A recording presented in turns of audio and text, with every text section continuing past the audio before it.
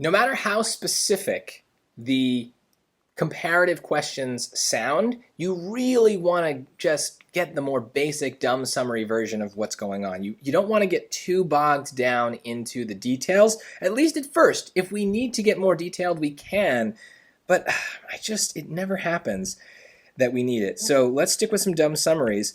Based on the description of Caro's study in passage 1 and that of Larison's study in passage 2, with which claim regarding zebras would both researchers most likely agree? So we've already read pretty much all of these two passages by doing all the other questions. So whether you used the no reading strategy that I use, or you read the passage on your own first anyway, you should know in a word what these passages are arguing. So the first passage is saying what? Well, they're talking about the zebras. They're trying to answer the question, why do zebras have stripes? And Caro, in the first passage, says it's because of flies. Passage 2 disagrees. They say it's because of temperature. Okay, cool. Those two words are going to be enough for us to answer this question. So, with which claim would they agree? Weird, they disagree. So this is kind of a weird question, but there's always something they agree upon. So A, stripes in zebras are used primarily for a different purpose than to provide camouflage. Well, do either of our dumb summaries say camouflage? No. So this seems right. Neither of them is arguing for camouflage. So okay, that seems pretty good. Let's keep going though. B, the role of stripes in zebras remains as elusive today as in the past. No, definitely not. Now, they disagree on the purpose of the stripes. And us as outsiders would say, well, I guess we don't know why the stripes are there. These both seem like convincing arguments. Maybe we still don't know why they're truly striped. But that's not what the question is asking. The question is saying, what would Caro and Larison agree on? Well, they're agreeing, well, they both think that they're right, is basically what it comes down to. They have different conclusions, but each of them is equally convinced that their conclusion is correct.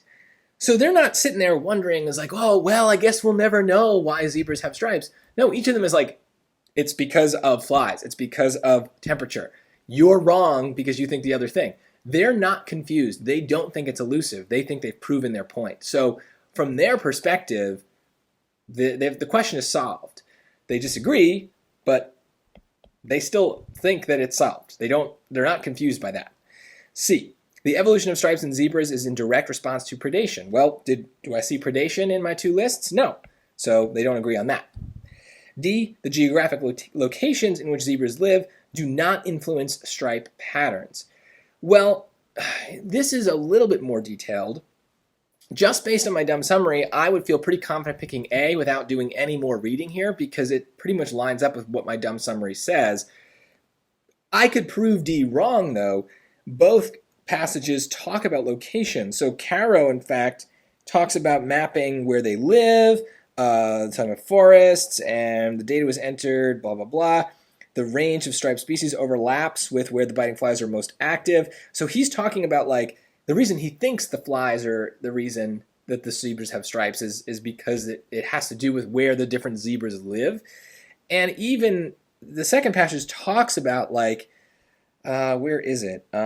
Here, the different places where zebras live and that kind of stuff has to do with the stripes as well, how many stripes they have. So this is just not true.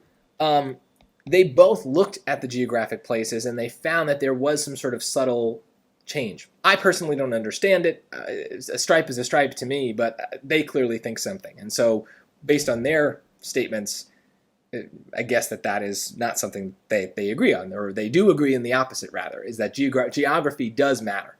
So that gets us to A, but again, I don't know that we need to go that detailed here. You have a dumb summary for a reason. It's a way to capture in the simplest way possible what you read. Trust that, it's a dumb summary. It's what a dumb person would come up with, hopefully. So it should be a good main idea of what what the passage is about, because it's the most obvious thing that they're about. We can always get more detailed if we need to, but here we don't need to. Keep it dumb and get the points and move on.